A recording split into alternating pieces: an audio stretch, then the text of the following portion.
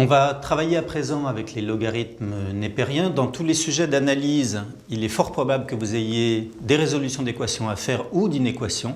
Eh bien, on va s'intéresser à présent justement aux techniques de résolution d'équations et d'inéquations.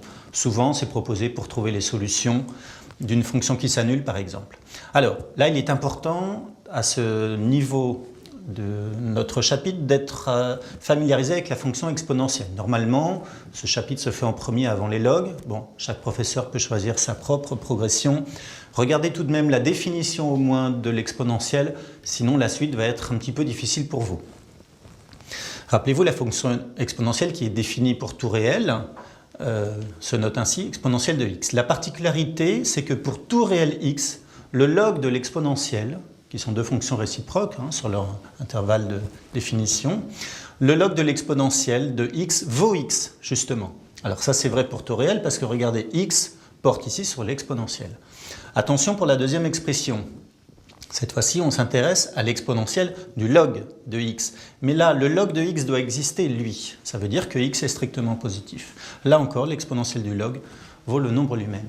Eh bien, c'est à partir de ces propriétés-là qu'on va pouvoir résoudre des équations. Parce que le but des résolutions d'équations, ce sera d'arriver à l'une des deux formes qui sont encadrées ici. La première, vous devez avoir deux nombres strictement positifs, x et y.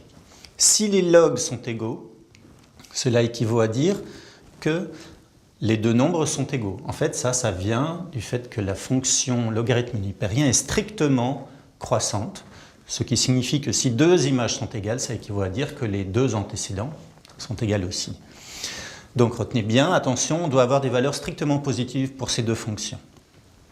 À présent, si vous maîtrisez un petit peu la notation en écriture exponentielle, vous pouvez utiliser la deuxième propriété, à savoir que si le logarithme d'un nombre, qui lui aussi est strictement positif, vaut n'importe quel réel. Alors, vous vous souvenez que la fonction log, elle prend toutes les valeurs entre moins l'infini plus l'infini. Donc le nombre a, lui, c'est précisé ici, peut être n'importe quel réel.